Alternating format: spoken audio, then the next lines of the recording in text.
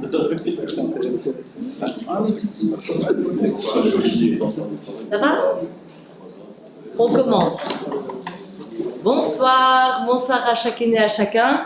J'espère que vous allez bien et bienvenue à ce conseil du 27 novembre 2025, durant lequel nous avons une série de points à l'ordre du jour. On va commencer tout de suite par l'approbation du... Je dois d'abord excuser Madame Nathalie Lejeune et Madame Marie-Annabelle Calou.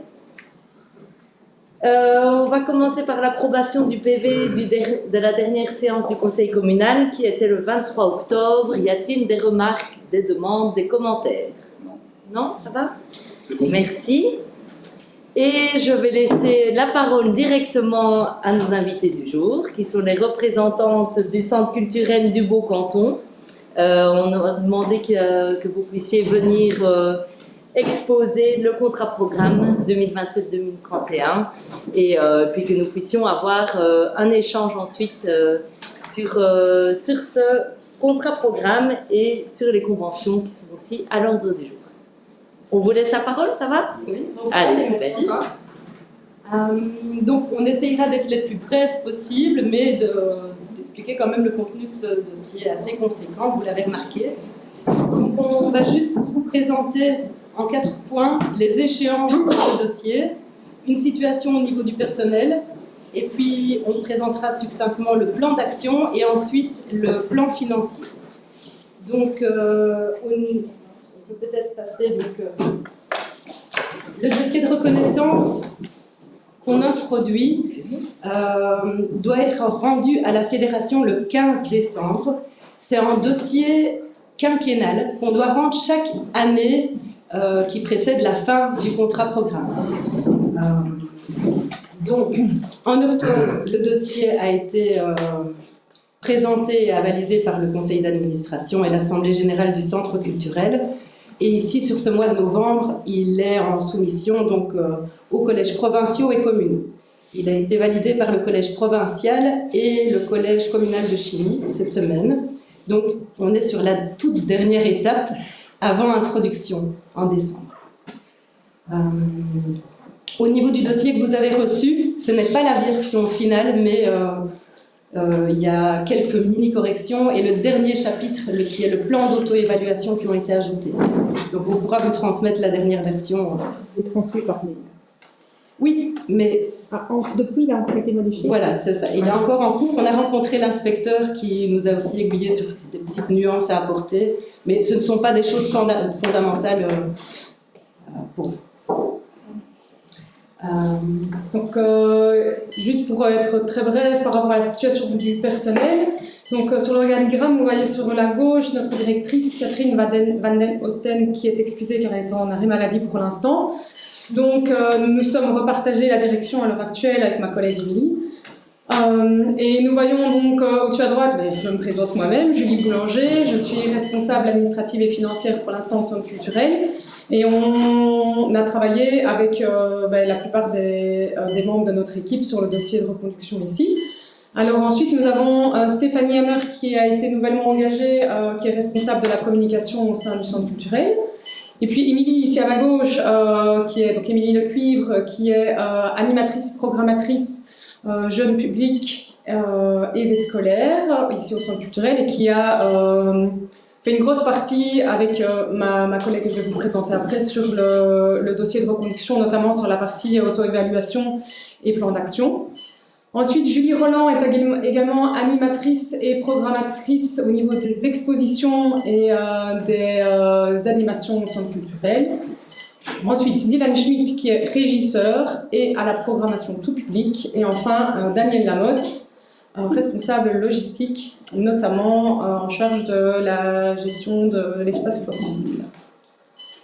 Voilà. Vous constatez que c'est vraiment une équipe toute fraîche, à part Daniel qui est là depuis presque 30 ans. Catherine est arrivée en 2020, Dylan 2022, Julie 2020. Donc on est vraiment une toute jeune équipe, mais avec des personnes vraiment très compétentes en fait. Chaque personne a un parcours et est vraiment bien à sa place. Ici, chaque membre apporte vraiment beaucoup et on est vraiment confiant sur cette équipe. Ça a lancé a priori un nouveau dynamisme au sein même du centre culturel et donc de la programmation qu'on a proposée et des personnes qui viennent nous voir. Donc on a les dernières représentations qui font salle comble et la prochaine qui n'a pas encore eu lieu est déjà complète aussi, donc on est assez content des dernières semaines. Ça faut le souligner. Ouais. Alors, venons-en au plan d'action, la grosse partie dans le dossier. Alors, je vais vous expliquer d'abord comment c'est construit. Donc, ce dossier répond à des exigences imposées par la Fédération Wallonie-Bruxelles, qui nous finance à plus grosse part, et il nous demande de faire l'auto-évaluation des projets avec les membres du conseil d'orientation, donc qui est une instance de personnes représentatives des différents secteurs du territoire. Donc la liste est reprise dans le dossier. Vous pourrez poser des questions aussi sur sa composition si vous le souhaitez. Et les acteurs des projets, donc les partenaires. Donc c'est une auto-évaluation qu'on ne doit pas faire en cercle fermé et où on doit évaluer si les projets ont permis une amélioration dans l'exercice du droit culturel. Donc si le projet a permis aux personnes d'accéder à la culture d'une ou plusieurs manières. C'est ça qu'on doit évaluer, c'est vraiment notre mission principale. Alors, on doit également faire l'analyse partagée du territoire, c'est-à-dire capter les éléments, déterminer des enjeux propres à notre société auxquels on peut répondre avec des activités culturelles. Ensuite, à travers ça, donc, on définit le plan d'action avec des activités qui nous permettront de répondre à ces objectifs, avec à chaque fois l'implication des personnes qui gravitent autour de nous, et c'est une boucle procédurale, donc c'est quelque chose d'infini. Une fois qu'on met en place le plan d'action, on réalise les actions qu'on auto-évalue en essayant de voir si ça répond aux enjeux définis, etc. Donc c'est quand même assez conséquent comme travail, et ici on est parti sur un enjeu défini en 2017, puis redéfini en 2022, donc on évalue, on ne fait pas table rase, on avance, on ajuste, on améliore. Voilà. Donc c'est vraiment un travail continu. C'est pas parce que le dossier est présenté aujourd'hui et s'il est validé et qu'il est présenté à la fédération qu'on oublie pendant 5 ans et puis on commence dans 5 ans. C'est vraiment un travail continu pour faire le bilan de ce qui s'est passé et comment est-ce qu'on va agir sur les 5 prochaines années en tenant compte des remarques des partenaires et de tout le territoire. Et de la réussite des projets.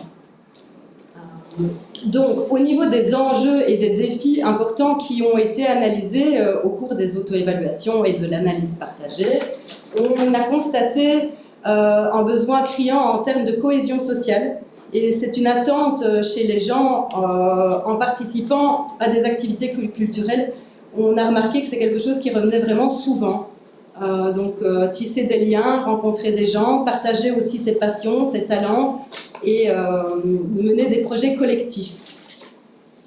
Alors la participation active, on s'est rendu compte aussi que ça c'est quelque chose qui est demandé à travers nos missions, que le public ne soit pas simple spectateur mais soit acteur, donc à travers des projets de création amateurs ou même des ateliers artistiques où le public va s'adonner, expérimenter et apprendre des techniques, mais où il va vraiment être acteur.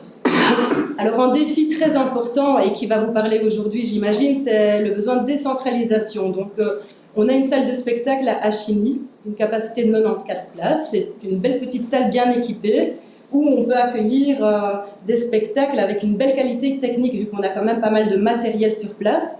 Donc on y programme des spectacles, mais on est vigilant à ne pas s'arrêter à cette salle, mais aller sur l'ensemble du territoire et être au plus proche des gens, nouer des nouveaux partenariats et rencontrer des nouvelles personnes pour justement leur permettre d'accéder à la culture et travailler sur le plan d'action avec nous. On est ouvert aussi aux propositions et aux propositions de projets.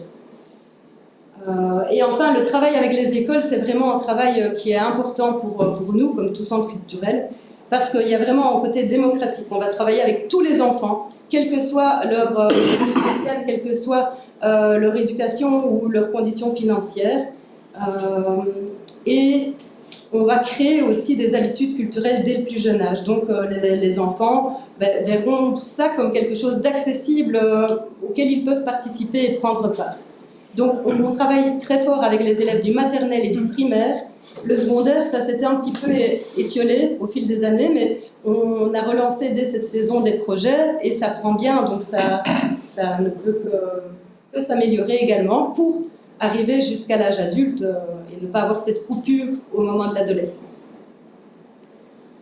Alors, pour le plan d'action, évidemment, il y a le travail de base du centre culturel. Donc ici, je résume très brièvement, il y a vraiment les 5 axes. Diffusion et patrimoine, donc c'est vraiment présenter des artistes, des spectacles et des œuvres. Mais il y a aussi tout ce qui est éducation permanente, donc éveiller à des thématiques et partager des réflexions. Il y a tout l'axe créativité-expression, où le public va s'essayer à des techniques et s'exprimer. Le côté aide-service, où on vient en soutien aux événements des partenaires.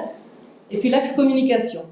Auparavant, au centre culturel, on était très fort dans l'axe aide-service. On avait une très grosse équipe logistique et on venait en renfort de beaucoup de projets sur l'ensemble du territoire. Et suite à une interpellation de la Fédération Wallonie-Bruxelles, en 2020, on a réadapté cela. Donc avec plus d'animateurs dans l'équipe et moins de personnel logistique. Donc il y a des attentes aussi en termes de la part de comités et d'associations auxquelles on ne peut plus répondre. On a vraiment notre propre programmation à travers laquelle on essaye d'atteindre nos objectifs. Donc là, c'est aussi quelque chose qui a changé. Alors, au niveau de l'enjeu défini, pour résumer ce qu'on va faire à travers des opérations culturelles, donc ça, c'est ce qu'on fait à côté du travail de base et où on va aller un petit peu plus pousser des projets, faire des projets où il y aura différentes manières de prendre part. Donc, comment dire, oui, ce sont des projets plus larges qu'une simple activité. Et alors là, l'enjeu déterminé vient en continuité de l'enjeu précédent, qui était vraiment axé sur la valorisation du patrimoine. Ici, on veut utiliser la valorisation du patrimoine comme outil et comme vecteur de cohésion sociale. Ce n'est plus un objectif en soi, mais plutôt un moyen. C'est pas non plus, ça ne dénote pas fondamentalement avec le passé, mais on a adapté en fonction de l'analyse partagée. Arrêtez-moi hein, si vous avez des questions. Non, c'est très bien. On écoute. Alors, au niveau du plan d'action, donc, les opérations culturelles, ce sont les projets définis dans le dossier. Et vous allez voir, ça ne s'arrêtera pas à cela. Mais donc, on a essayé d'assurer une continuité à des projets déjà amorcés et mettre en place des nouvelles choses. Donc, le tout nouvel événement qui prendra place durant les prochaines années, c'est l'événement Parole en Gaume, qui sera vraiment avec l'objectif de valoriser les artistes gaumais et un certain patrimoine local, avec des créations et la participation des gens. Donc cette année, on programme 3 compagnies gaumaises autour de projets qui mêlent musique et littérature. Vous retrouverez le programme complet, je ne vais pas tout détailler. Et on a également une création d'une balade contée, théâtralisée, où on travaille avec des élèves de Réto de l'Institut Sainte-Anne et qui est ouverte au public. Donc il y a un appel à participation en cours et les personnes motivées peuvent rejoindre le projet. Ce projet se déroulera tous les 2 ans, une fois sur la commune de Chigny, une fois sur la commune de Florenville. Donc sur Florenville, ça reviendra tous les 4 ans. Le parcours défi, c'est un projet sur la commune de Chigny qui prendra place sur l'ancien chemin du tram, le chemin Brugelant entre Iselle et Jamoigne. Et donc, ça va vraiment être un projet invitant le promeneur à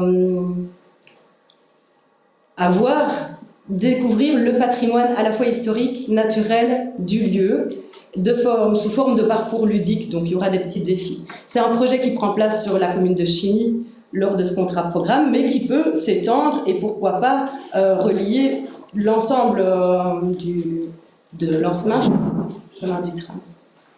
Murmure Tassemois, c'est un projet dont les 2 premières éditions ont eu lieu ici sur la commune de Florenville, à Lambermont et Sainte-Cécile.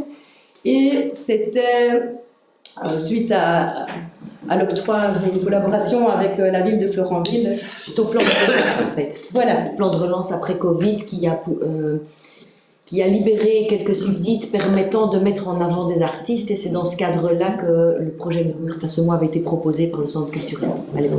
Voilà. Donc ce projet a été évalué. Si on le refait, ce ne sera pas sous la même forme, mais on tient à inclure la dimension participative. Donc inviter les villageois à participer au choix de la thématique et à développer le projet, construire un événement à nos côtés. Ici, on espère le faire une fois par durée de contrat-programme en trouvant des financements extérieurs, qu'on ne compte pas spécialement demander à la ville, mais qu'on doit trouver. Le projet Racine, donc c'est un projet qui questionne notre rapport au vivant, donc avec des activités culturelles dans la nature ou des activités plus philosophiques. Des spectacles qui abordent ces thématiques sont nombreuses, c'est vraiment quelque chose qui est dans l'air du temps. Et là, c'est un projet qu'on mène en collaboration avec le centre culturel de Abbé. Donc cet événement, on le fera, il y aura une tournante entre la commune de Florenville, de Chigny et de Abbé. Ici à droite, vous voyez la photo d'un concert à la Roche-à-l'Appel, à Muneau, en pleine nature. Et alors, bien sûr, en termes d'activité sur la commune de Florenville, il y a tout le programme qui se fait en continu et que vous retrouvez dans cette brochure. On essaye vraiment on s'est bien rendu compte qu'il y avait quand même une attente sur la ville de Florenville. C'est quand même quelque chose que plusieurs personnes nous ont dit. Donc, cette année, on a relancé, on essaye de mettre plus de spectacles jeunes familles à l'espace Florenville, ainsi que des collaborations avec la bibliothèque. Il y aura une soirée cinéma avec un film adapté d'un roman. Il y a tout ce qui est organisé dans le cadre du projet Moins et Mieux. Ce sont beaucoup des conférences, des choses de petite forme, parce que, évidemment, les salles dont on dispose ici sur la commune nous demandent un plus grand travail d'installation, donc on peut moins en faire aussi, mais ça va peut-être évoluer dans le futur. Et voilà, on essaye d'aller un petit peu partout. On a lancé aussi les soirées stand-up, donc des soirées d'humour dans les villages, justement pour proposer quelque chose de plus populaire, plus parlant. Et on a eu une édition qui s'est très bien déroulée à Muneau, un chouette succès local, la deuxième à Valensart, et on en aura encore une à la cuisine au mois de janvier. D'autres... Voilà, bien sûr. C'est où la cuisine? Ce sera au centre partagé. L'ASBL Change le Monde chez Patrick. Oui, chez Patrick. Ok, merci. Voilà, comme ça permet. Voilà. On est évidemment ouvert à vos remarques, à vos suggestions pour construire le programme. On travaille vraiment par saison culturelle, donc on va bientôt construire la saison 2026-2027. Voilà. On va passer maintenant au plan financier, j'imagine que vous attendez. Donc évidemment, la partie moins agréable mais nécessaire, qui nous amène également ici aujourd'hui. Donc, comme Émilie l'a expliqué, il y a fait tout le travail d'analyse et de plan d'action qui a été réalisé et proposé dans la partie 1 et 2 du dossier. La partie 3, ça reprend certaines informations. Donc, pour comprendre très brièvement notre subventionnement au niveau du centre culturel, étant subventionné par la Fédération Wallonie-Bruxelles, elle nous octroie un subside de fonctionnement qui s'élève à un certain montant et nous devons obtenir de la part de nos pouvoirs publics subsidiants au moins la moitié du subside de la fédération. Ça veut dire que si on avait, ici on a Chigny, Florenville et la province, à L3, il faut qu'en apport financier direct, on arrive à la moitié de ce que la fédération nous octroie. Donc ça, ça s'appelle le principe de parité. Et donc, sans ce principe de parité, nous ne sommes malheureusement plus subventionnés par la Fédération Wallonie-Bruxelles, ou du moins en partie, et on doit rendre le surplus que la Fédération nous a octroyé si on ne peut pas prouver que les 3 pouvoirs subsidiants se sont alignés. Donc ça peut se faire de 2 manières, en intervention financière directe, donc ça c'est un subside numéraire, qui est ici, donc, pour la commune de Florenville, de 22 177 €, qui est le même qu'à Chigny, et la province est un petit peu plus élevée parce qu'il est à 22 738. Alors, il y a une deuxième manière de pouvoir valoriser l'apport financier de la commune, c'est via des aides financières et de services. C'est le cas ici, notamment par rapport à la mise à disposition d'infrastructures, donc c'est l'espace Florenville que vous nous mettez à disposition. C'est la mise à disposition de personnel. Ici, c'est valorisé par un mi-temps de personnes d'entretien pour assurer le nettoyage de l'espace Florenville, et le mi-temps de régisseur de notre collègue Dylan, qui est mis à disposition de la commune pour le centre culturel. On ajoute à cela la commune qui participe pour les frais de transport scolaire. Donc, quand les écoles viennent voir nos spectacles que nous organisons en période scolaire, la commune intervient en payant les frais de transport en bus directement. Tout ça, ce sont des apports financiers qui sont valorisables. Et donc, ce qu'on vous demande aujourd'hui, c'est de repartir sur les mêmes conditions que l'ancien contrat programme, donc une subvention communale de 22 177, et on demande à ce qu'elle soit indexée à partir du début du prochain contrat programme de 3% pour en fait suivre les indexations du coût de la vie et les indexations des coûts salariales et évidemment de la Fédération Wallonie-Bruxelles. On peut passer à la slide suivante. Donc ici, c'est pas très lisible, donc je ne sais pas si vous avez pu le lire auparavant. Donc quand on vérifie le subside de fonctionnement, donc nous on s'est basé sur les comptes 2024 puisque ce sont les derniers comptes qui étaient approuvés. On arrive sur un montant de 158 892, et quand on fait l'addition de l'apport de la commune de Chigny, de Florenville et de la province en aide directe et indirecte, on arrive à 169 618. Donc effectivement, on augmente un petit peu la part pour avoir la parité, c'est assez confortable. Quand on analyse le budget qui est fait tout au long du prochain contrat programme, mais cette différence entre la Fédération Wallonie-Bruxelles et les trois pouvoirs subsidiants, évidemment. Alors, faire un exercice budgétaire qui va jusqu'à 2031 avec les conditions politiques actuelles, énergétiques, etc., évidemment, on sait qu'on ne va pas avoir exactement les dépenses prévues jusqu'en 2031, mais la Fédération Wallonie-Bruxelles nous demande de pouvoir rendre un plan financier qui tient la route. Donc ça, c'est le dernier tableau, si vous voulez bien. Qui reprend la synthèse des recettes et des charges financières. Et ce qui est intéressant de voir, donc, quand on reprend donc le compte 2024, on voit qu'on est en perte. Alors c'était une perte qui a été bien sûr réfléchie et prévue parce qu'en fait c'était un subside, c'était la manière de réintroduire ça dans un investissement dans notre fonds. Donc on avait un petit bas de laine au niveau de notre fonds de réserve et on savait qu'on allait aller rechercher une partie de cet argent et c'est pour ça que le compte était en perte en 2024. On voit qu'un peu plus, si on prend la ligne jusqu'en 2031, ben les chiffres sont au vert. Et évidemment, ça commence à s'amuser pour n'arriver qu'avec 967 € de plus par rapport au subside de la Fédération Wallonie-Bruxelles. Tout ça, évidemment, une projection budgétaire. 2026, c'est en négatif, mais c'est vert. Oui. Je vérifie ça, c'est bien de le notifier. C'est vrai qu'on le rechange. Voilà, on modifiera si le calcul.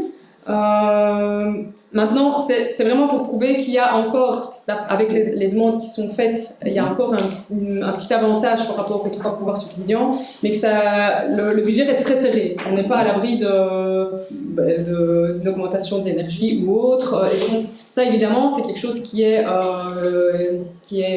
affiné avec les budgets annuels et validé via l'organe d'administration et l'Assemblée générale. Mais en tout cas, ici, c'est la synthèse de ce qui est réclamé pour le futur prochain contrat programme.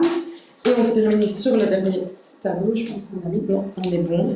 Donc voilà. Donc pour faire clair, ce que nous demandons à la commune de Florenville pour les 5 prochaines années du contrat programme 2027-31, c'est de maintenir la subvention numéraire qui a été octroyée ces dernières années en l'indexant à partir de 2027 et de toujours évidemment pouvoir bénéficier des ressources humaines que vous nous avez fournies avec les deux, le mi-temps de régisseur et la mise à disposition du nettoyage, ainsi que de l'infrastructure de l'espace Florentville et des frais de transport scolaire.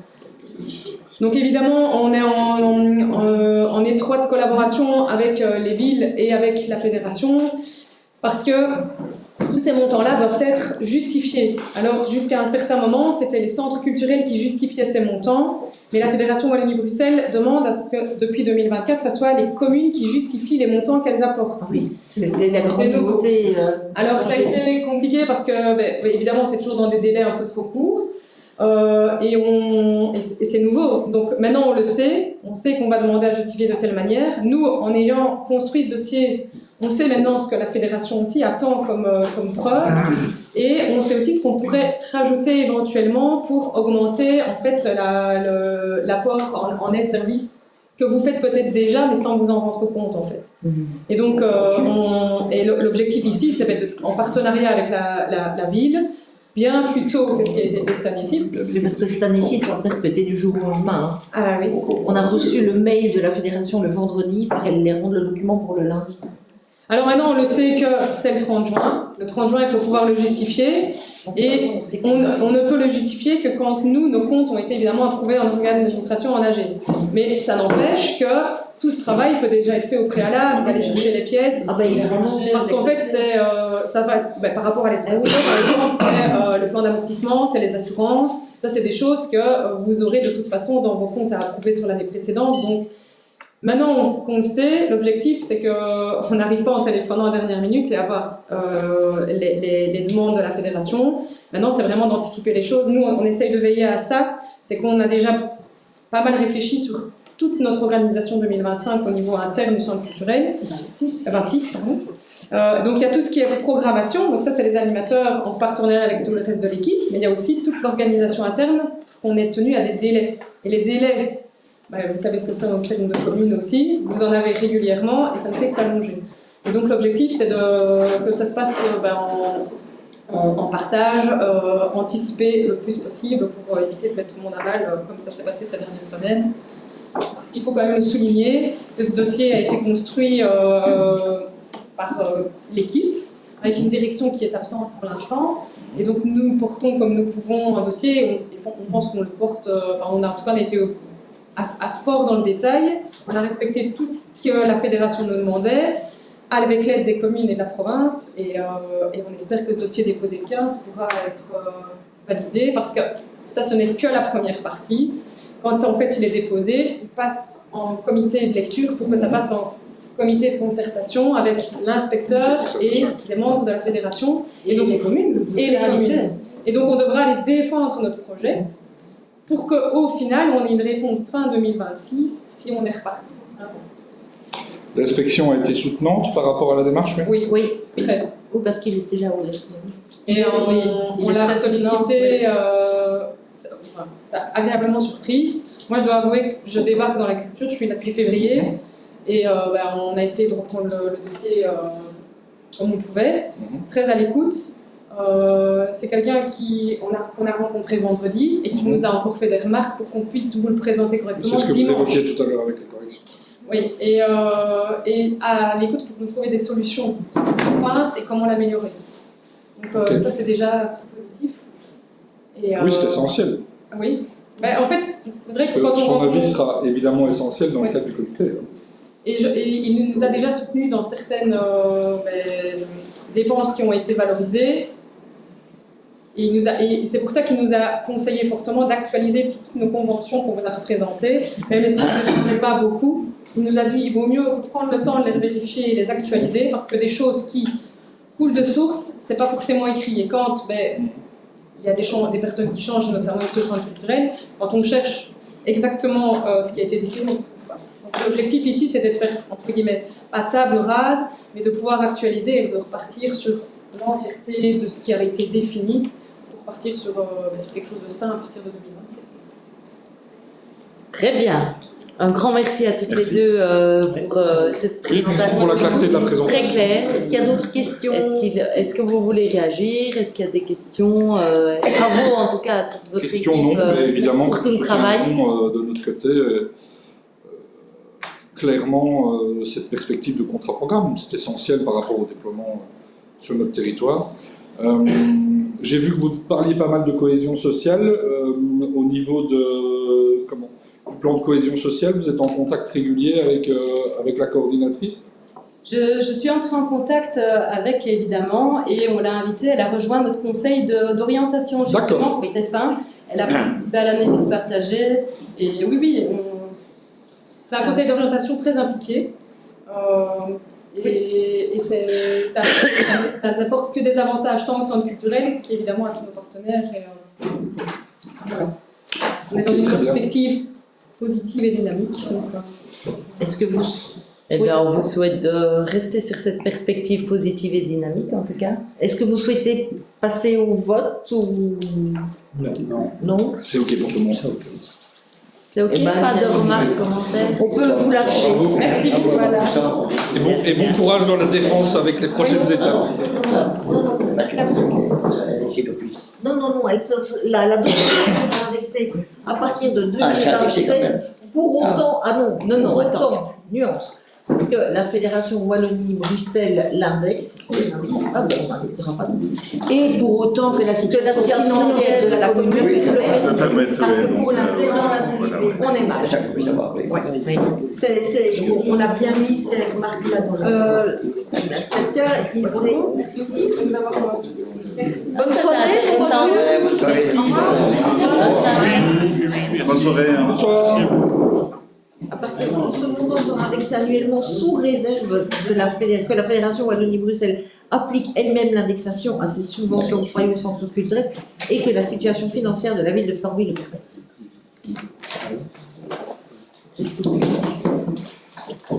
Ça va? Merci à chacune et à chacun. Donc on va continuer notre ordre du jour. Donc traditionnellement, comme tous les ans, avant la trêve des confiseurs, nous avons donc toute une série d'assemblées générales au mois de décembre. Et donc nous passons ici pour décision les ordres du jour de ces différentes assemblées générales. On commence par l'assemblée générale d'Aurès à 7. Il y en a une ordinaire et puis une extraordinaire. Je vous écoute. Ben, évidemment, on aura juste après Sophie Lux. On peut faire le débat. Oui, on peut peut-être faire le débat en parallèle. Le sujet TV Lux va venir directement. Ben oui, bien évidemment. Donc, par rapport à Sophie Lux, de notre côté, la position sera très claire d'un soutien parce qu'on se rend bien compte que l'intercommunal doit faire ce mécanisme de recapitalisation et avec les besoins de trésorerie. Et évidemment, ça n'arrange pas la situation financière de la commune puisque c'est une perte de dividendes pour 2 années, mais bon, voilà, je ne vois pas comment Sophie Lux peut passer à côté de ce mécanisme de recapitalisation par rapport aux enjeux d'investissement d'Aurès. On lit ça et là, et j'imagine que la présidente du conseil d'administration d'Aurès y est fort attentive. On lit ça et là l'interrogation de est-ce qu'on aura bien les retours sur investissement sur le territoire par rapport à ce plan d'investissement qu'Aurès peut déployer. C'est clair qu'on est quand même un peu surpris de voir ces situations avec des dossiers comme Van der Valk à Libin où on se retrouve avec une incapacité de faire élever le bâtiment parce qu'on n'a pas la capacité de connexion. Évidemment, je ne vous cache pas qu'en tant que vice-président de Vivalia, je m'interroge aussi quand il s'agira d'avoir la fourniture en électricité pour l'hôpital du cœur de Luxembourg. Et c'est assez surréaliste d'être dans une situation où on passe des années à pouvoir obtenir des zonings un peu sur le territoire et pouvoir déployer, on sait combien de temps ça prend.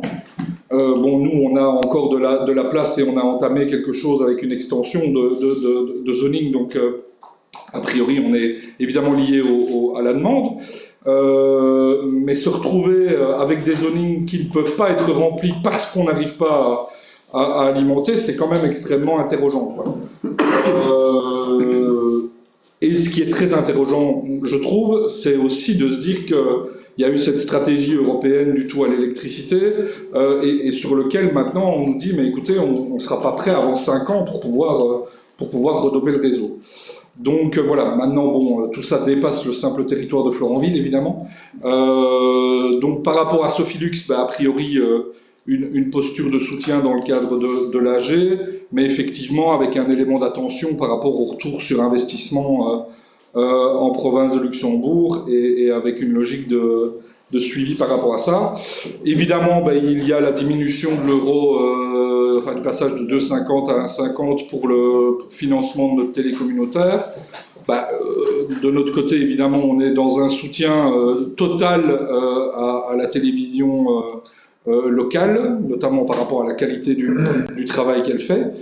Et on espère d'ailleurs que la ministre sera positive par rapport à cette télé qu'elle cite en exemple dans le cadre des télés locales. Donc voilà, on part vers quelque chose où ce serait la province qui compenserait l'euro pour 2 années. Ça me semble assez pertinent. Même si ça ne manque pas de sel quand on voit que cette province de Luxembourg et les autres institutions provinciales sont dites comme devant disparaître. Et là maintenant, on se rend compte quand même, nous, en province de Luxembourg, que si on n'a pas l'institution provinciale, on n'a pas le soutien au financement de Vivalia. Si on n'a pas l'institution provinciale, on n'a pas la reprise du déficit des zones de secours en compensation des communes. Et donc voilà, et donc ici, il faudra évidemment intervenir... ça me semble assez clair, mais le débat se passera au niveau de la province. Et donc voilà, pour les représentants à Aurès, réitérer le fait que le Luxembourg ne doit pas être oublié dans le cadre des investissements. Et au niveau de Sofilux, de notre côté, une validation de l'ordre du jour de l'AG, mais je ne sais pas quelle sera l'opinion des autres membres du Conseil communal.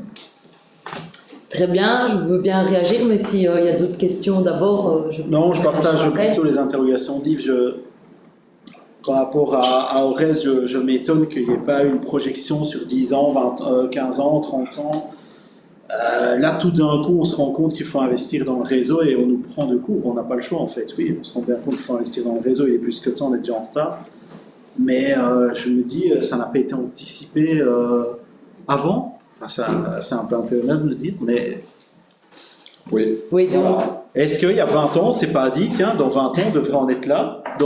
Est-ce que là, maintenant, par contre, on a planifié? Est-ce qu'on sait où on sera dans 10 ans, dans 15, dans 20 et dans 30? Ou est-ce qu'on navigue à vue et on va continuer à naviguer à vue en prenant les communes en dernière minute et n'auront de toute façon pas le choix que d'acquiescer?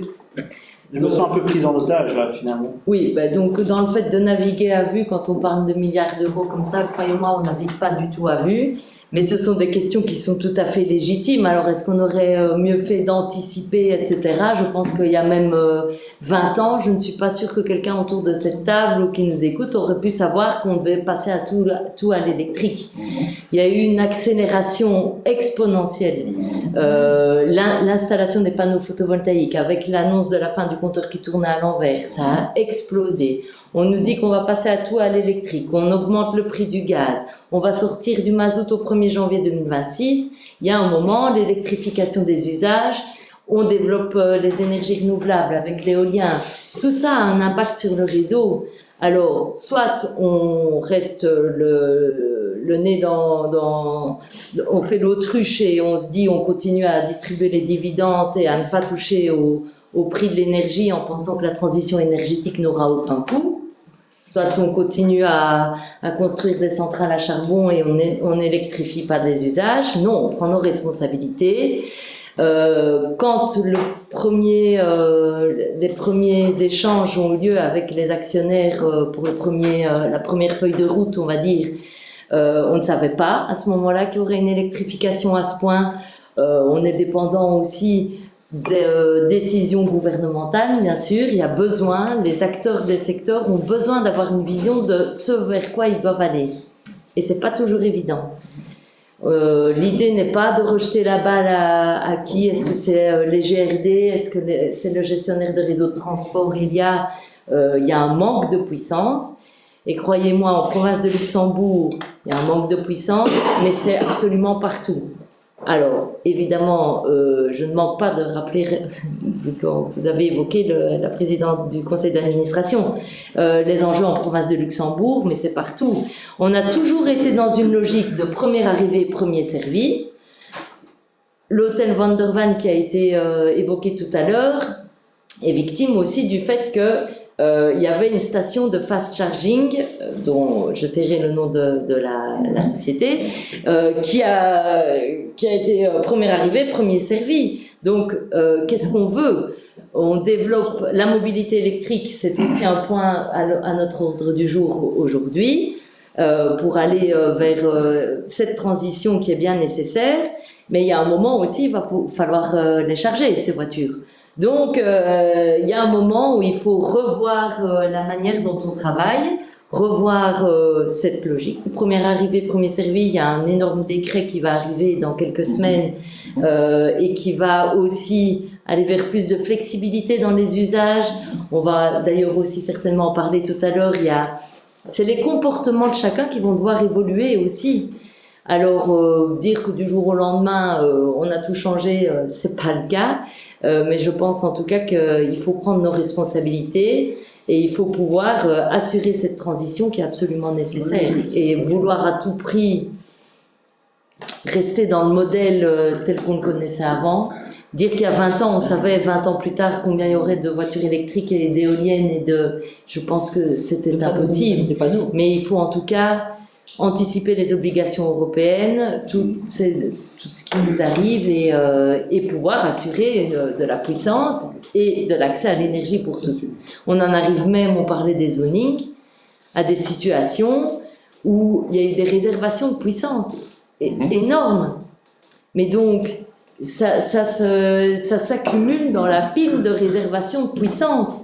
Et en attendant, de nouveaux porteurs de projets qui seront peut-être... et ça doit aussi nous interroger aussi en commune, aussi nos échanges avec les porteurs de projets et les intercommunales, enfin les ADT, de savoir à quel moment on se dit...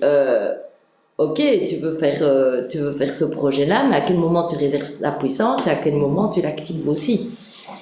Donc, ce sont des vrais enjeux, des enjeux de société et qu'il ne faut pas éluder et en tout cas avoir aussi ne vous inquiétez pas, on regarde aussi la puissance en province de Luxembourg. Et y compris à Florenville, c'est le même cas que... quand je dis trop de réserves de puissance, que certains particuliers qui ont mis des panneaux photovoltaïques se sont dit on va mettre quelques panneaux en plus, 20 panneaux en plus, au cas où, si un jour j'ai une pompe à chaleur, si un jour j'ai des panneaux. Oui, mais tout ça, on utilise le réseau. Voilà, c'est fini. On a une idée de la capacité qu'on a encore par rapport à notre zoning, par exemple, on sait ça, non? Ici à Florenville je ne saurais pas répondre comme ça, on pourrait se renseigner, oui, on peut se renseigner. C'est effectivement une question intéressante. On n'a pas par rapport à une dimension de devoir être dans quelque chose de stratégique, ce serait intéressant effectivement de creuser. On entend bien évidemment, et maintenant la frustration elle est un petit peu venue aussi du fait que ce truc est arrivé comme ça, enfin ce principe de saturation du réseau, il était absolument inconnu, enfin de beaucoup d'interlocuteurs quoi.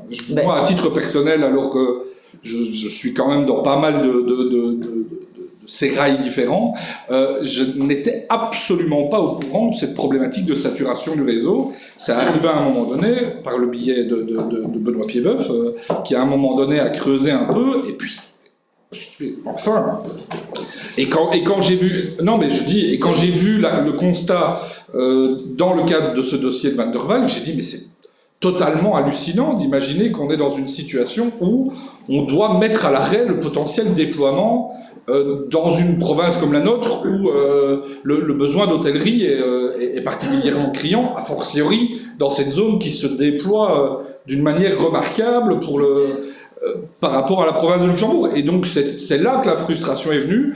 Mais bon, de toute façon, on va devoir s'y confronter et espérons qu'il y aura un juste retour sur le territoire. J'ai envie de dire oui et non, dans le sens où il y a 1 an et demi, on voyait des articles tous les jours pour dire que des panneaux photovoltaïques chez des particuliers décrochaient. Il y avait, enfin, je veux dire, oui, bon, je peux pas. Mais ceci dit, je comprends. Et en tout cas, investir pour continuer l'attractivité économique de notre territoire. Là où je dis, c'est quand derrière on dit 5 ans. Ouais. Quand on dit on arrivera à atteindre la capacité pour permettre une exploitation de cet ordre-là avec une durée de 5 ans, enfin, 5 ans c'est la moitié du temps qu'il faut pour pouvoir permettre à un zoning de fonctionner, quoi. Et donc ça veut dire qu'on imagine, ça veut dire 10 ans pour avoir un zoning, et puis après au moment où on vend le terrain, c'est encore 5 ans pour pouvoir l'équiper, pour pouvoir le faire vivre. Il y a quelque chose qui est quand même extrêmement frustrant, je pense qu'on peut se permettre de le dire, bien sûr, sans être dans quelque chose de recherche de responsabilité, mais c'est assez frustrant. Tout à fait. Mais donc, de notre côté, on le votera évidemment, que ce soit Aurès, Sofilux. Ok, ce sont des enjeux importants. Merci. Il y a quelqu'un d'autre, ça va? Oui, merci. Alors, on continue avec les fabriques d'églises. Tout autre sujet. Oui. Madame Leschwin-Bucul. La fabrique d'église de Muno, avec l'approbation du compte 2024. Je ne sais pas si vous avez des questions, des remarques. Non, ça reste un compte. Oui. Voilà. Non, à l'unanimité. Passe au vote? Non. Non. Merci. Alors, nous en sommes à l'église de Villers devant Orval avec le budget de 2026. Avec. Je voudrais juste souligner une petite chose en tant qu'échevine des finances sur l'ensemble des budgets des fabriques d'églises et remercier l'effort de toutes les fabriques d'églises de diminuer leur budget et d'être attentives aux difficultés financières de la commune. Parce que quand on regarde, elles ont toutes fait un effort, à leur échelle. Voilà. Je ne sais pas si vous avez... Merci, je transmettrai quand j'irai en réunion chez eux. Voilà. Est-ce que vous avez des questions pour Villers? Non. Alors, nous passons à l'église de Fontenoy pour le budget 2026. Fontenoy à l'extraordinaire avec les réparations du clocher. Oui, les réparations du clocher. Voilà. Ils avaient eu un subside exceptionnel de 40 000 € il y a 2 ans. Oui.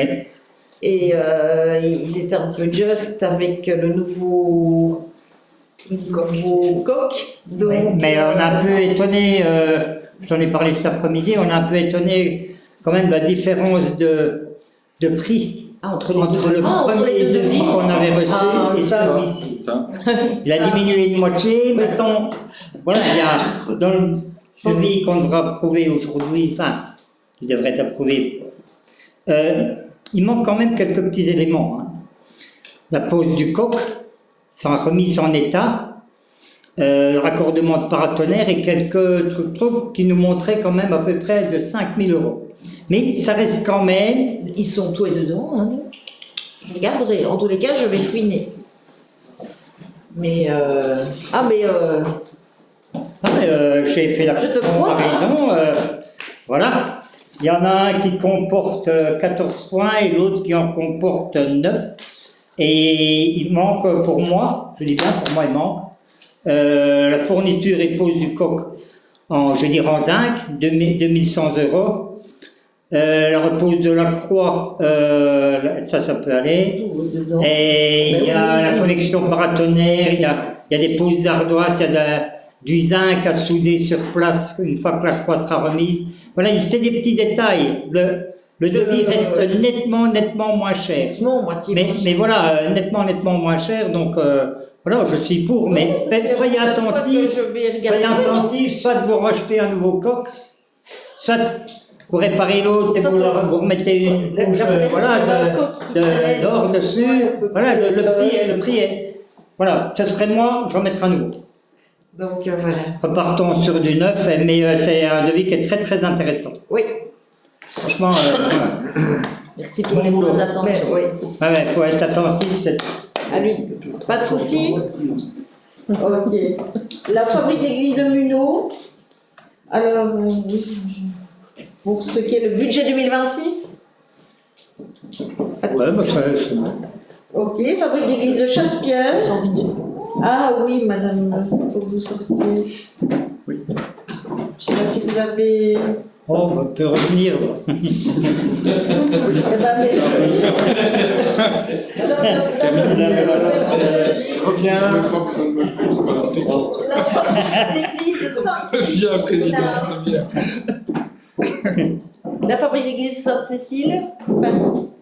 Oui, c'est une modification, première modification. Première Oui, BB, pas de oui, parce souci. qu'ils ont un souci avec un Ouais, abattoir. mais on l'attendait.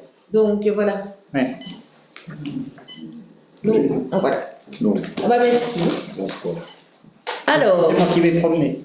ah oui, Ouais, oui. Avec 2-3, ouais. ah oui, Fano aussi. Ah oui. Alors, on passe au point relatif au centre sportif et de loisirs avec le rapport d'activité, le compte 2024 et le budget 2025. Je laisse notre échevin des sports vous présenter ça. Donc voilà l'approbation du compte 2024. On remarque une légère perte à l'exercice de 813 €. Le budget de 2025 lui estime un bonus de 5 000 €. Maintenant, je pense qu'il est important aussi de regarder les subsides, toujours interventions communales, qui sont importants au niveau du fonctionnement et aussi surtout au niveau du coordinateur sportif, puisque vous savez très bien qu'il y a un subside à 90% pour le coordinateur, à 90%, mais les vases communicants font qu'actuellement, en 2024, le subside était de 63%. Oui, on est d'accord. Et donc la commune doit pallier et compenser au niveau du budget du coordinateur. Donc voilà, maintenant je pense qu'il est aussi important si vous avez pris le temps de lire le rapport d'activité, de voir la vitalité de notre centre sportif, avec toutes les activités aussi bien organisées par le centre sportif, avec les stages, etc., tout ce qui est scolaire, et aussi le nombre de clubs et le nombre d'heures d'occupation du centre sportif. Qui est à saturation depuis déjà un moment. Qui est à saturation, pas encore totalement, mais c'est sûr que voilà. Il est en exploitation maximale, on va dire. Il est en exploitation maximale, mais bon, je trouve que c'est quand même très positif. À ce niveau-là, d'avoir un centre sportif en plein essor. Donc voilà. Bon, ben, sur la partie de subside, comme tu l'as dit, hein, effectivement, en son temps, on avait eu un beau débat, Richard et moi, sur le montant de l'année des 90%, mais qui était sur 9 années, etc. Et donc, comme tu le dis, au final, avec les indexations, etc., on arrive à un montant 2, mais ça reste quand même très intéressant, puisque c'est quand même une partie qui est préfinancée par la Fédération Wallonie-Bruxelles. Moi, j'avais une interrogation, parce que je dois avouer que je ne vois encore aucune perspective de direction de la part de la nouvelle ministre des Sports sur ce qu'elle compte faire en matière d'infrasport et parce qu'on parle de refusionner en Fédération Wallonie-Bruxelles les deux parties, à la fois la partie sportive, fonctionnement et la partie infra, mais je ne sais pas du tout, je ne sais pas si elle a avancé avec un projet de décret par rapport à ça. Je crois qu'il n'y a pas vraiment de nouvelles. On avait en son temps un dossier qu'on avait gardé sous le coude pour pouvoir essayer de le déposer en infra. Je pense que ce serait quand même toujours intéressant d'essayer de se renseigner sur comment est-ce que la ministre avance avec son décret et de voir un peu, et en fonction, si ça peut être intéressant, de regarder à déposer un dossier pour aller chercher de la subsidiation et permettre potentiellement des extensions qui permettraient de déployer encore l'activité, puisqu'on a dit nous-mêmes qu'on était effectivement quasi à saturation. Donc ce serait quand même intéressant d'explorer. Voilà. Moi, pour ma part, j'en étais resté avec un dossier qui était prêt à être déposé, et puis on n'a pas eu la possibilité de le déposer parce qu'on arrivait à la période électorale et c'était trop tard. Et donc voilà. Donc explorer, je pense que c'est quand même toujours utile par rapport à ça, d'autant qu'on a une maîtrise foncière en plus. Oui, tout à fait. On peut toujours, bien entendu, explorer. Maintenant, il faut être pragmatique pour le moment, vu la situation financière. Mais ce qui est aussi important, je le souligne, c'est qu'on essaye de faire quand même des travaux à l'intérieur du hall. Et par exemple, le prochain gros travail qui va être fait, c'est la réfection de toutes les douches et les vestiaires. Qu'on va faire en interne pour permettre justement un meilleur accès, un meilleur accueil de tous les clubs sportifs. Même chose pour la balustrade et la sécurisation de la balustrade, de la terrasse. Et vous mettrez ça à l'extraordinaire du prochain budget ou vous êtes déjà avec quelque chose qui était projeté dans le cadre de l'ANB? Donc les travaux seront faits par nos ouvriers. En interne à l'ordinaire? Ok. Ben, on regardera pour voir ce que ça donne par rapport à l'exercice propre. Ok. Oui, évidemment, hein, situation financière, je suis bien d'accord. Maintenant, quand on avait déposé, quand moi j'ai pris les dossiers d'infrasport à l'époque, les dossiers étaient déposés depuis 4-5 ans, et puis ça a mis 3-4 ans pour arriver à les sortir. Donc parfois, le fait de le déposer n'implique pas tout de suite le fait d'avoir à supporter l'investissement. Oui, donc ça reste intéressant potentiellement de se renseigner, de le déposer. Voilà. Il est bien clair que ce serait le but ultime d'avoir une extension du haut. Ça, c'est... Voilà. J'en suis bien conscient et je pense que c'est clair que le sportif le demande, mais...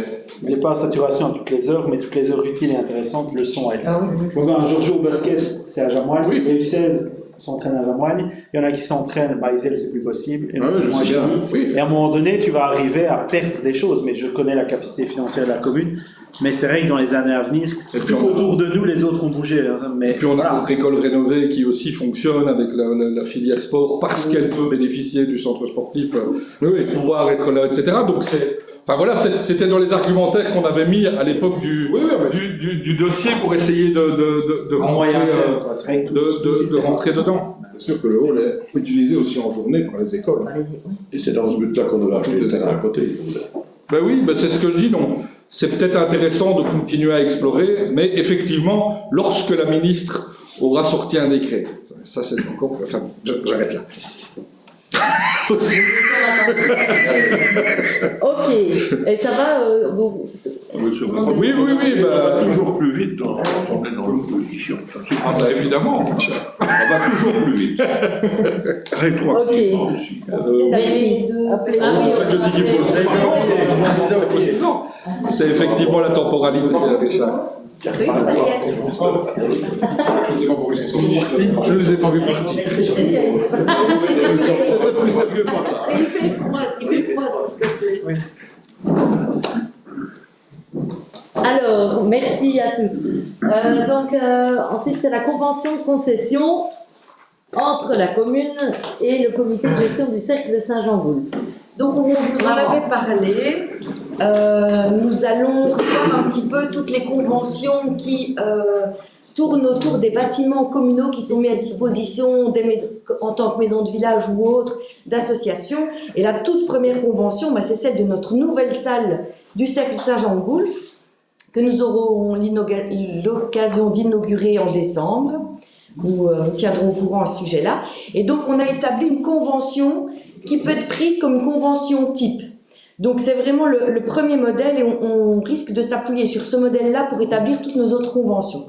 Cette convention, elle a été établie avec l'encadrement de la Fondation rurale de Wallonie et évidemment du futur comité de gestion de la maison du cercle Saint-Jean-Goul qui s'est déjà constitué en ASBL et qui ont donc donné leur opinion sur cette convention.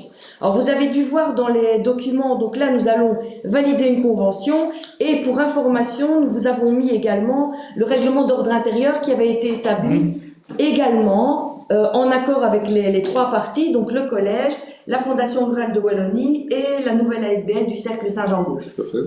Alors, je ne sais pas si vous avez des remarques sur cette convention. Donc, elle fixe vraiment les règles de mise à disposition du bâtiment et de la gestion justement des salles. Non, c'est très bien. C'était effectivement un élément de condition par rapport au mécanisme de subsidiation de développement rural. Hein. Il le détermine par rapport à ça dans le cadre des travaux de maison de village. Donc effectivement, il y avait déjà eu un premier travail qui avait été fait la législature dernière. J'ai vu des choses qu'on avait déjà abordées dans le cadre de l'exploratoire, puisqu'on avait demandé ce qui se passait notamment avec la gestion de l'espace ici, Florentville, dans le cadre des ex-services du centre culturel. Donc pour moi, c'est très bien au niveau du texte, et la perspective de se servir de ça pour essayer d'harmoniser les conventions avec les différents interlocuteurs me semble aller dans le bon sens. Merci. Ok, super. Tant mieux, j'attendais un petit peu que vous validiez cette convention en me disant, voilà, grâce à ça, on pourra s'appuyer là-dessus pour tout le reste. Oui, Richard? J'ai une petite question concernant l'article 10. Est-ce que vous pouvez le relire tout? Oui, donc c'est l'obligation du preneur. Donc dans le cadre de la gestion... Le preneur, c'est donc l'ASBL. C'est ça, de l'ASBL du Cercle Saint-Jean. Dans le cadre de la gestion du bâtiment, le preneur s'engage à, première chose, ne pas conclure de contrat d'une durée supérieure à 6 ans sans accord préalable. 2. Informer... Oui, non, ça suffit. C'est celle-là. Oui. Je ne comprends pas. Le preneur pourrait, en principe, conclure une convention avec qui? Plus de 6 ans? Alors, avec une association de village qui voudrait occuper une salle à l'étage, par exemple. Il y a des salles de réunion à l'étage. On a, en fait... Reprendre une convention qui irait plus loin que la durée de la législature. Oui, alors, c'est peut-être mal tourné, hein, peut-être, parce que là, le bail, il est pour 9 ans. Peut-être qu'on aurait dû dire de ne pas prendre de contrat qui dépasse la durée première du bail.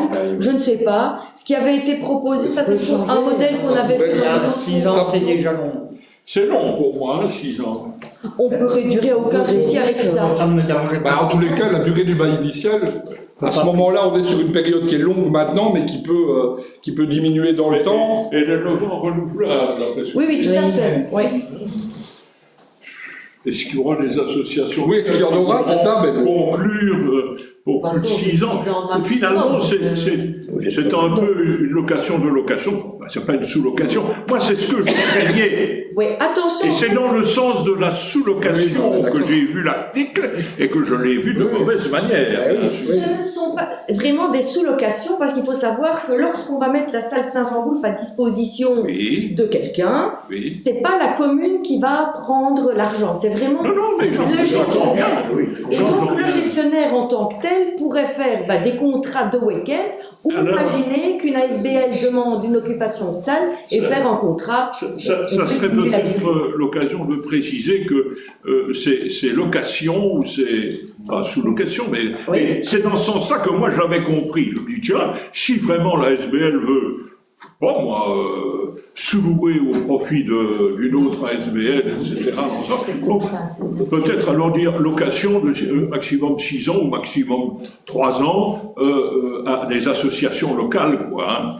On peut compléter comme ça. Voilà, ou dans ce genre-là, quoi. Ça élimine tout. Oui, puisqu'on est sur un élément de durée qui sera de toute façon lié à des ASBL locales. Oui. Mais ce qui n'est pas... Oui, a priori, c'est quand même vers ça qu'on va, puisque c'est ça l'objectif des maisons de village. Donc je pourrais ça légitime aussi la subsidiation. C'est dans le cas de sous-location que j'avais compris. Oui. Par erreur, mais voilà. Donc des formations un peu... Dans le cadre de la gestion du bâtiment... Mais attends, ça peut pas être un contrat de passeur? Ah non, ça c'est encore autre chose. C'est pas précis. Ouais, non. Réfléchissez à une formule, intégrez-la dans la décision d'aujourd'hui et vous nous la communiquez par mail. Hein. Mais je peux simplement préciser que c'est bien de ne pas conclure de contrat de location à des associations locales d'une durée supérieure à... Voilà, c'est parfait. C'est parfait. 6 ans. Je laisse 6 ans. Super. Ça n'a pas trop d'importance à 6 ans. Allez, 2 ans, voilà. Ok, c'est... Parfait. Merci pour la vigilance. Merci. Ça va? Ok. Le point 14, c'est la convention de partenariat relative à l'organisation de spectacles scolaires du 1er août 2025 au 31 juillet 2031 inclus. Monsieur les C'est la sur Suisse que le centre culturel nous a C'est dans le titre. proposé, voilà. Oui, le renouvellement de la convention, la seule chose c'est que maintenant ça passe à 5 €, Au lieu de 4. au lieu de 40 €. Pas de problème. Je les joins. Et si une école refuse, si une direction d'école ne signe pas, Qu'est-ce qui vous amènerait à ne pas signer? je ne sais pas, mais les 5 €, Ah, on sait que certains parents ont du mal à payer les dîners, à payer les garderies, donc 5 € en plus. Mais paye les abonnements. Ah oui, ça, je suis d'accord. Je pose une question. C'est pas 5 €. Cette convention a été discutée, a été présentée aussi aux écoles communales. Donc, elles sont OK. Je crois que c'est ça la réponse. c'est quand même aussi un plus pour nos écoles. Mais évidemment. Ah, mais exactement. Évidemment, mais la question mérite des réponses. Voilà. Mais il y a une seule chose, et ça j'aurais dû poser la question aux filles, c'est parce que le centre culturel du Beau-Canton, il se limite à Chigny et à Iselle. Il n'y a rien de prévu sur Florentville. Mais parce Pour les spectacles scolaires. que Chigny a mis des salles à disposition et que nous, on a rien. Il n'y a pas de ça. Le problème, c'est l'accueil, en fait. C'est pour accueillir un certain nombre d'élèves, puisque c'est toujours P1, P2, P3, P4 ou P5, mais maintenant, comme nos écoles sont quand même assez nombreuses, nos élèves sont assez nombreux, ben voilà, il y a accueillir sur l'espace Florentville, c'est pas possible. Ça fait 20 ans qu'on parle du bronze de Loch Ness à Florentville. Chigny était malin. Ils ont saisi la balle au bout, ils ont coupé l'herbe sous le pied. On avait qu'à être plus malin. Voilà, on réparera ça, j'espère. Mais en attendant. Je crois que c'est pas une question de malignité, c'est une question d'opportunité conjoncturelle. Voilà, c'est tout. Non, mais c'est tout. Ils avaient un bâtiment qui était là, qui était vide, boum. Avec des boum-boum, on fait boum. Voilà. Oui, et au moment où, il y a 20 ans. et au moment où nous, on a voulu déposer un dossier, on était coincé avec le moratoire aussi. Faut pas oublier ça. Au moment où on a voulu déposer le dossier, le moratoire a fait qu'on était coincé. Ok, est-ce que tout le monde est ok? Oui. Ok, oui. Oui. Merci.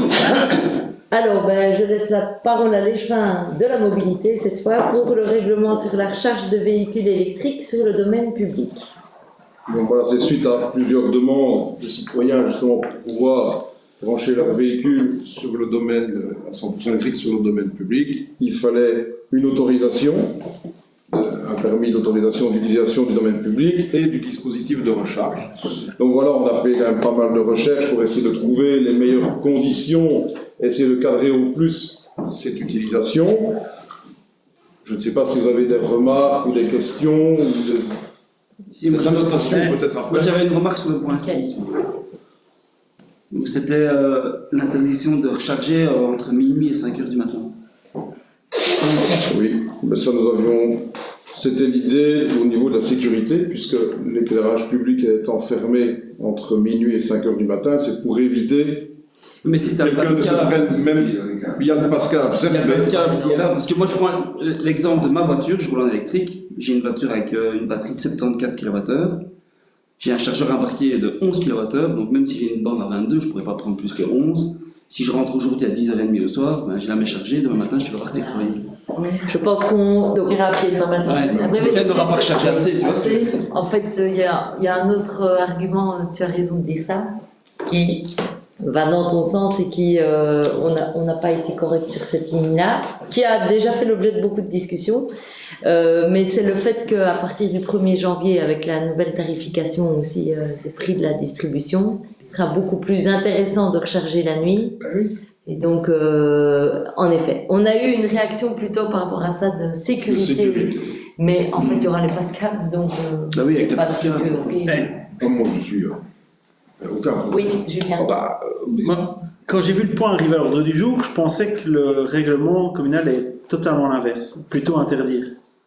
Il y a des communes qui ont décidé. Parce que la même semaine, j'ai lu Nivelles, où je l'ai là sous les yeux. Justement, je venais de lire cet article-là, puis je vois passer l'ordre du jour du conseil communal. Tiens, c'est la même chose. Et en fait, pas du tout.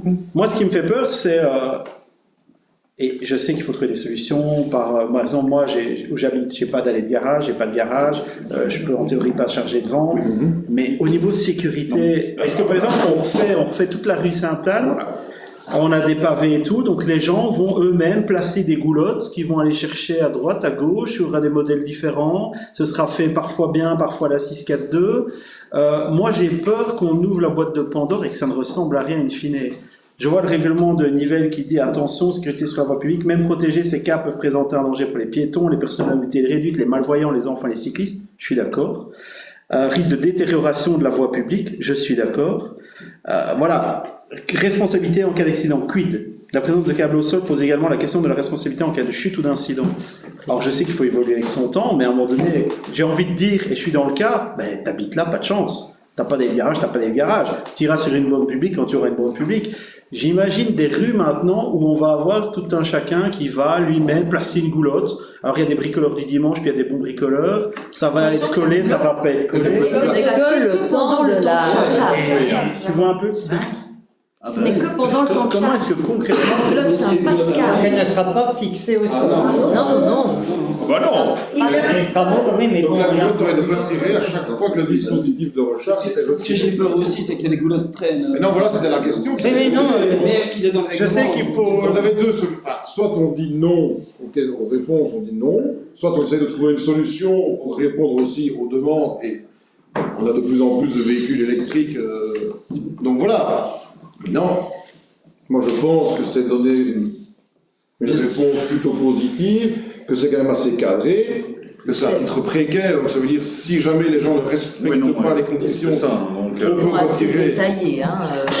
Et c'est pour ça qu'on a détaillé au plus possible, peut-être même beaucoup, mais les Je comprends, conditions j'ai un d'octroi. peu peur. Honnêtement, Donc voilà, ça c'est. j'ai l'impression que. Quelqu'un qui habite dans la rue Géroquelet, Richard, va charger sa voiture, placer une goulotte sur le trottoir, en pleine journée, là où il y a un gros cheminement piéton, poussette et tout ce qu'on veut. Moi, ça me paraît un peu. Non, parce que je ne le ferai pas, Jacques. Non, mais on pourrait. Oui, bien sûr. Et le voisin d'à côté pourrait faire pareil. Tout à fait. C'est uniquement pour les personnes qui n'ont pas de garage. et Oui, pas de ben voilà, voiture. c'est pratiquement toute la rue Géraud-Cuvelier, je prends ma maison, pratiquement toute la rue Sainte-Anne, et je parle pas des villages, c'est pareil aussi, même s'il y a plus de garages, parce que l'habitat est différent. Voilà, moi je vais pas voter contre, je préfère qu'on donne aux gens la chance de, surtout qu'ils vont pas avoir beaucoup de choix dans les années à venir, mais... Donc, en fait, Enfin, par rapport au débat qui est en train de se faire, est-ce que vous... Et qui aurait peut-être dû se faire ailleurs, il y a un autre temps. Peut-être, Oui. potentiellement, mais ça, entre guillemets, moi, j'ai pas de souci, je suis en séance publique. Oui. Donc, j'interviens en séance publique, mais est-ce que vous ne pouvez pas mettre un élément d'évaluation? on peut. Donc en fait, Parce que, voilà, effectivement, on est dans quelque chose, et je pense que, a priori, moi j'étais plutôt positif, parce que je pars du principe qu'on sera dans des situations où c'est, voilà, il faut qu'on donne cette possibilité-là. Donc moi je suis plutôt positif quand on donne une possibilité aux citoyens. Après, derrière, j'entends la remarque sur attention à ce que ça ne devienne pas quelque chose qui amène des problématiques de sécurité. C'est une remarque qui me semble pertinente. Si on met un mécanisme d'évaluation avec un retour par rapport à ça, ça peut être intéressant, quoi. On peut. Enfin voilà, moi je vous livre ça sans savoir quelle va être la nature de votre vote. Hein. C'est vrai qu'actuellement on n'a pas de recul car très peu de villes. C'est pour ça que je vous suggère ça. La circulaire, je va faire une circulaire justement, mais elle n'est toujours pas. Si on fait ça, je pense qu'on allait quand même lancer. on peut faire ça.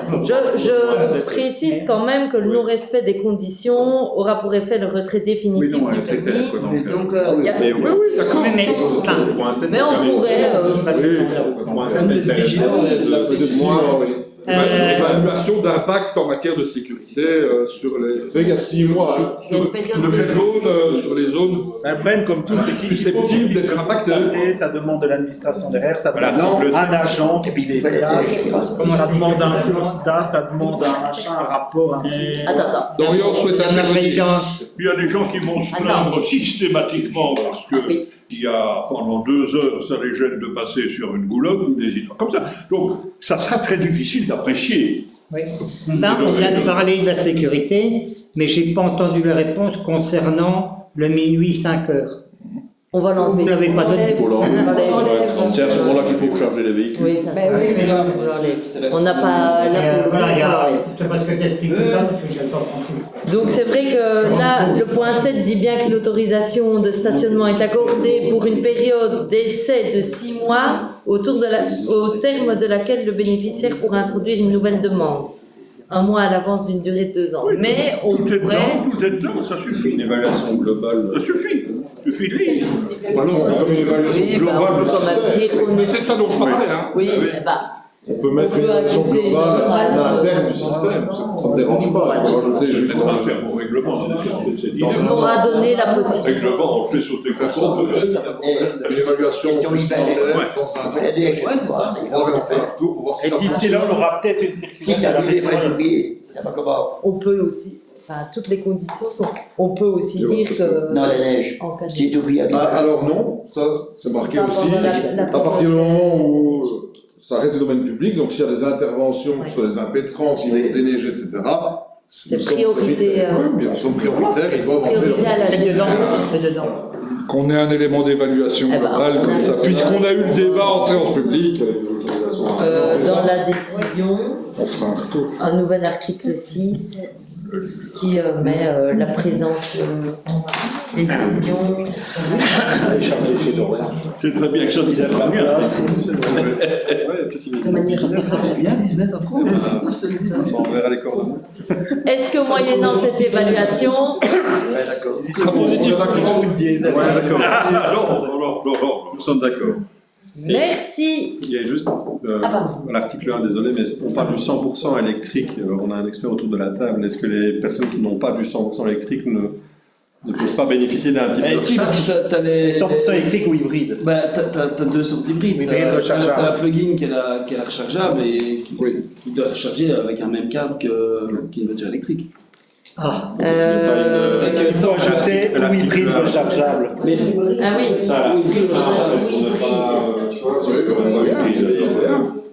Oui, bien. Bonne remarque. elle sera Moi, je recharge. peut-être trop lire parce que alors là, Très modeste. Non, c'est on a le temps. C'est pas renouvelable.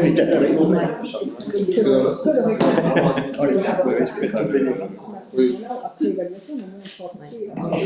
Très bien. Alors, l'article 1er. Hybride rechargeable. Excusez-moi de ne pas être la hybride. Bien vu, merci. Pour mon vélo. Ça va? Je l'ai joint pour mon vélo. Merci à tous. Merci Philippe. J'ai entendu. Je ne relève pas. Le point 16, c'est la vente de parcelles communales à Villers-de-Ventorval. Donc ici, il s'agit d'un bâtiment situé rue Routiba à Villers-de-Ventorval qui est mis à la vente. Donc le propriétaire avant de vente avait déjà demandé s'il était possible pour lui d'acheter une partie du talus communal, parce que c'est un talus qui est juste derrière le bâtiment, pour pouvoir le mettre à disposition de la maison qu'il vendait. Il a scindé sa maison en 2 parties et il a demandé donc à un géomètre de scinder la parcelle communale située derrière en 2 lots. Et donc ici, il demande à ce qu'il y ait une vente de cette partie. Alors il y a tout de même un petit problème dans ce point-là, je vais vous l'expliquer. Donc au départ, c'était uniquement les parcelles qui étaient situées derrière le bâtiment, donc le lot 1 et le lot 2, donc pour lequel on a demandé un estimatif au notaire, on a reçu l'estimatif, on a validé, mais entre-temps, il y a un 3e lot qui a été demandé pour la 2e partie du bâtiment, qui est le lot 3, et qui est une partie qui a également une parcelle communale située le long de la voirie. Le problème est qu'il n'y a pas d'estimation pour ce lot 3. Donc ici, je vous propose de ne mettre que, comme c'était décidé au départ, vendre le lot 1 et le lot 2. Pour le lot 3, qui n'a pas d'estimation, et je me suis Viendrait potentiellement vers le conseil communal. Oui, non. mais elle est carrément pas inclue dans le lot 2 quand on relit bien la note du notaire. Et donc on passera le point pour le lot 3. Parfait. Ça va? Richard. Non, il y a une partie du lot 1 qui est en prescription trentenaire, mais c'est une très très petite partie du lot où il y a la cour. Enfin, je ne sais pas si vous avez eu le temps de regarder un petit peu. Oui. C'est un bâtiment dans lequel il y a une petite cour qui avait été Avec des escaliers, quoi. mise, voilà, avec un tour d'escalier et qui avait été mise avec autorisation communale. Et cette partie-là n'est pas comprise dans la vente parce que c'est une prescription trentenaire, mais par contre, elle est quand même englobée dans l'acte. Elle n'a juste pas été estimée. Richard? Oui, j'ai vu, effectivement, c'était ma question que j'avais posée, qu'il n'y avait pas de lot 3 sur le plan. Hein? Si, sur le plan, il y est. C'est le petit triangle qui est le long de la Devant, route. Mais il n'est pas eh bien, numéroté. Eh bien, il n'est pas indiqué lot 3. Non, il n'est pas numéroté. Moi, je ne l'ai pas vu. S'il est noté le 3, Ah ben, moi, je ne l'ai pas vu, alors on a changé les 40 mais c'est 21 centimes. Ben oui, c'est 21 Oui, centimes. mais je dis sur le plan. Il est dessus. Eh bien, ce plan-là ne nous a pas été communiqué. C'est pas bah, là, je l'ai trouvé dans l'annexe du point, en tous les cas. Il n'y a pas eu de changement. je Je sais l'ai que pas c'est vu. pas écrit le 3. Ah si, il est écrit le Et 3. s'il est marqué. Eh bien, alors, si c'est le cas, autant pour moi, Il est marqué. mais comme je regarde toujours les dossiers le lendemain ou le jour même, peut-être que ça a été ajouté. Hein. Non. Je l'ai vu là où il faut. Peu importe. Alors, Ah non, autant parce que pour le plan moi. n'a pas été. Mais je pense que le notaire estime les 21 centiards, ou alors c'est la délibération, ou c'est le notaire qui estime les 21 centiards dans son estimation, enfin qui englobe, non? Il a très mal exprimé alors ça. C'est ce que j'ai cru comprendre, son puisque je estimation. croyais que le prix de. Il y avait un prix de 2000 et l'autre de 3000. 3000. Et je pensais que les deux lots étaient dans les 2000. Non, moi je trouve qu'il y a un problème. Eh bien, s'il y a un problème. Attendez, je viens de lire l'estimation du notaire. Et alors, il met, dès lors, je vous soumets un plan de géomètre par lequel il est proposé que la commune vende, c'est à lui comme suit. Vente du lot 1 à Madame Untel pour le prix de 3 000 €. Vente des lots 2 à et 3. Mais oui. Ah oui. Ah, excusez-moi. Les 2000 euros. Voilà. Donc, mais à culpa, il n'y a pas d'erreur, c'est bien et 3. Oui. J'ai pas vu le petit et 3. Bien sûr. La somme est pour les deux lots. J'ai compris. Ok. Ok. Bon, bah, alors, Du coup, c'est bon. C'est moi qui ai commis l'erreur, mauvaise lecture. Et la maison a été baptisée dans le temps Mon Plaisir. Ah, c'est chez pour les oreilles, oui. Pour les anciens. Il nous en parlera, oui. On est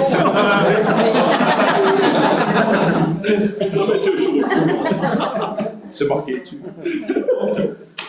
Bon, allez, merci à tous et merci à notre échevine de l'urbanisme. Donc, on passe au point de communication d'abord, avec le rapport d'activité et le plan d'action de l'accueil temps libre. Oui, donc là, le plan d'activité, enfin, le rapport d'activité a été présenté en CCA. C'est vraiment une continuité de tout ce qui se faisait actuellement. Il n'y a pas réellement de choses nouvelles.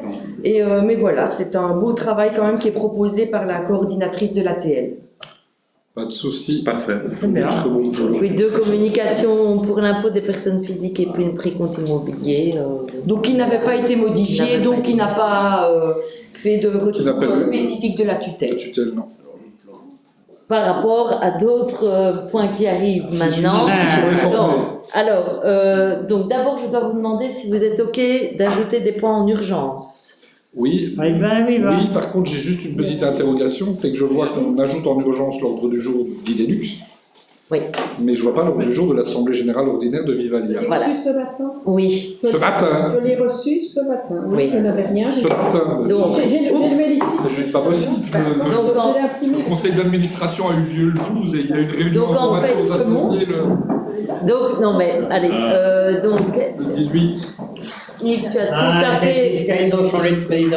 Tu as tout à fait raison de relever ça. Il se fait qu'il y a eu un petit...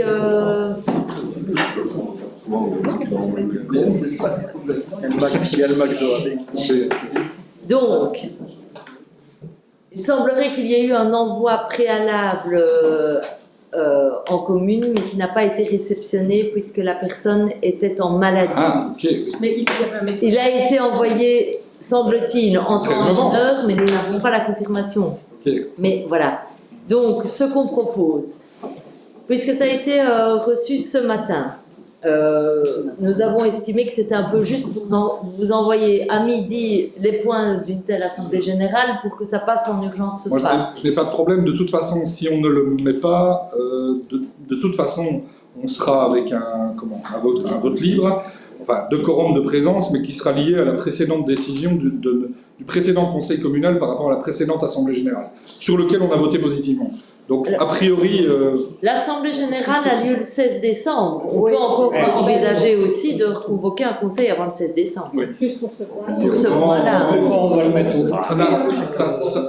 Ça n'a aucun intérêt par rapport au fait que c'est une assemblée générale ordinaire de validation budgétaire et avec simplement un point particulier de désignation d'un administrateur indépendant. Donc, par rapport à ça, il n'y a vraiment pas de souci. Par contre, je posais la question de ne pas le voir parce que, par contre, il va y avoir l'assemblée générale extraordinaire qui, elle, a lieu le 12 février, pour laquelle il y a eu une réunion d'information où les bourgmestres étaient invités, et pour lequel il faudra qu'on prenne une décision encore en décembre, avec une délibération formellement établie, parce qu'elle doit être prise de manière identique par toutes les communes pour pouvoir être validée au niveau de la tutelle. En janvier. Alors, tout début janvier, hein, parce que mais je suppose qu'on fera un conseil communal en décembre pour le vote du budget, a priori le 18. Ça, c'est bon pour l'Assemblée générale extraordinaire qui sera envoyée le lendemain du CA, c'est-à-dire le 5. Donc ça, soyez bien attentifs là-dessus. Et par rapport à l'Assemblée générale ordinaire, de toute façon, on sera on sera porteur de départ, n'ayant pas délibéré, mais ce sera en fait la nature du vote de la dernière fois s'il n'y a personne présent lors de l'Assemblée. Ok, mais donc comprenez que pour aujourd'hui, c'est parce qu'on l'a reçu ce matin, enfin on l'a reçu à cause d'une voilà. Pas de problème. C'est pour ça. Et pas de problème pour l'urgence. Donc l'urgence, merci. Et donc on sera attentif à mettre l'extraordinaire au 18 décembre. Oui. Voilà. Surtout. Alors, donc là c'est un retour, Caroline. Oui, donc de la c'est au niveau de redevance. la redevance des C'est un peu renseignements technique. urbanistiques. Donc, comme vous avez vu, on a eu un petit tour de la tutelle, comme quoi les permis socio-économiques et permis intégrés n'existaient plus, donc il fallait corriger le règlement en fonction de ça. Alors, si vous regardez, on a mis en bleu ce qui avait réellement été modifié dans le règlement. Donc, vous voyez, il n'y a pas grand-chose. Je suppose que tout le monde valide ce nouveau règlement. Très technique. Hein. Oui, bien sûr. Et le point suivant, c'est également une remarque de la tutelle parce qu'il n'y avait pas de limite temporelle établie au niveau de la redevance sur les dépôts de mitraille. Et donc, on a intégré dans l'article 4 un délai de 30 jours entre l'envoi de l'extrait de rôle et le paiement de la taxe. Pas de souci. Il est vrai. Eh bien, merci. Et puis nous sommes aux assemblées générales d'Idelux. Alors là-dessus, tout comme des questions très légitimes et des remarques ont été faites pour Aurès et Sophie Lux et seront d'ailleurs transmises, on proposait juste pour Idelux de transmettre trois questions, enfin de relever 3 questions. Une première sur le suivi de l'audit qui a été commandé par rapport à la gestion des déchets. Donc, c'était au mois de mai 25. Dans les pièces, il y a le PV de l'Assemblée générale du mois de juin dans lequel, au niveau d'Idelux Environnement, on revenait sur cet audit pour mieux comprendre dans la commune, dans les communes et pour nos citoyens l'évolution de la facture des déchets qui nous fait commenter. Donc on propose de poser la question de savoir où en est l'audit, encore. Deuxième question, ça concerne une info qu'on vient d'avoir il y a quelques jours ou petites semaines, c'est la collecte et le traitement des plastiques agricoles. Donc il n'y a plus de subsidiation régionale pour la collecte et le traitement des plastiques agricoles. Et donc Idelux nous a proposé plusieurs solutions, soit maintien de l'accueil gratuit des plastiques pour les agriculteurs dans les réciparcs, donc la totalité du coût, donc c'est pour la commune. Soit on demande aux agriculteurs d'intervenir également, on fait une taxe aux agriculteurs. Donc en fait, il y a plusieurs questions qui se posent. Et on se demande juste de savoir si Idelux envisage des pistes de solutions de financement ou pas dans ce cadre. C'est la deuxième question. Poser la question.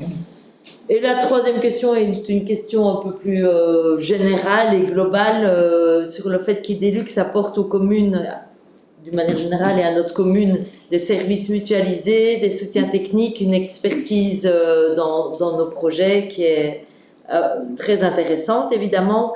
C'est des expertises qui ont des coûts et on se demande juste si, d'une manière générale, Idelux envisage des pistes d'atténuation des coûts, d'autres leviers pour aider les communes qui se lancent dans des projets face à des coûts qui peuvent parfois être importants en matière d'assistance à maîtrise d'ouvrage et autres. Est-ce qu'il y a des perspectives ou en tout cas des idées qui sont partagées d'aménagement à ce niveau-là? Vous pouvez reposer cette question-là, mais la question a été posée à la dernière Assemblée Générale avec une réponse très claire par rapport au fait, notamment que sur la tarification horaire de l'assistance à maîtrise d'ouvrage, ils déterminaient que c'était un coût qu'ils avaient établi et sur lequel ils n'avaient pas de possibilité de diminution. Donc c'est ce qui a déjà été répondu à la dernière Assemblée Générale. Mais Ça n'empêche pas. ça n'empêche pas de le réitérer, mais ça veut dire que ça vous l'entendrez en séance vous-même. Ok. Si, donc voilà. Maintenant, j'ai pas vérifié, mais c'est peut-être dans le PV, hein, d'ailleurs, de la précédente. Pour vérifier, je revérifierai aussi. À cet égard, Madame la Présidente, je ne me rappelle pas avoir reçu les annexes à ces points-là. Alors, quand on va... Oui. Monsieur Lambert, Oui. je vous ai répondu. Je vous ai remis le lien, mais le lien se trouve également dans la description, parce qu'en fait, mettre sous ces annexes en Vous avez répondu. Oui. Oui. En fait, il y a un lien. Dans le point. Je suis en train de me dire que je n'ai pas dit qui étaient les administrateurs. N'oubliez pas de vous inscrire aux assemblées générales. Pour Idelux, c'est Stéphane Costi, Jonathan Dupont, Marie-Annabelle Calou, Philippe Lambert et Yves Blanchard. Oui. C'est lui, je ne sais plus. Donc, Mayamundo. il faut aller dans... C'est aux valises. Ouais, c'est au folie. Le lien est dans la description du point. Oui, je sais bien. Ça va? Eh bien, non. Pardon. On a encore... ah oui, ben, donc lié à ça, c'est du coup le retrait... c'est logique. Et ainsi se termine notre conseil public. Merci à tous. Et bonne soirée. Bonne soirée. C'est bon, Marianne? Ah oui, Richard.